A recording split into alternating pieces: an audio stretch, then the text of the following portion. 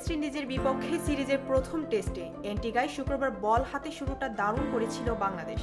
তাসকিন আহমেদ তখন নিজেকে মেলে ধরেন, দ্রুত তুলে নেন 2 উইকেট। তবে সময় গড়ানোর সঙ্গে সঙ্গে ম্যাচের নিয়ন্ত্রণ হারিয়ে যাচ্ছিল ক্যারিবিয়ানদের হাতে। শেষ সেশনে মিকাইল লুইস এবং আলী ক্যাথানেজকে ফিরিয়ে দিনের শেষটায় টাইগার শিবিরে স্বস্তি ফেরান শরীফুল ইসলাম ও মেহেদী হাসান মিরাজ।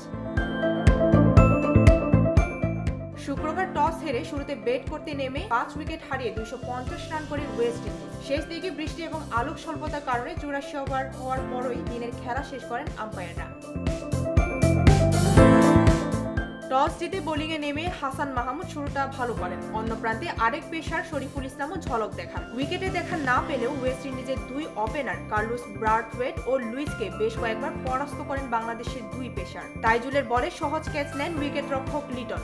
10টি 4 ও একটি ছক্কায় 130 বলে 90 রান আসে বাঁহাতি এই ব্যাটারের ব্যাটে। 3 রানের মধ্যে 2 সেট ব্যাটারকে ফিরিয়ে লড়াইয়ে ফেরার সম্ভাবনা জাগায় বাংলাদেশ। ডেস্ক রিপোর্ট, ভোরের পাতা।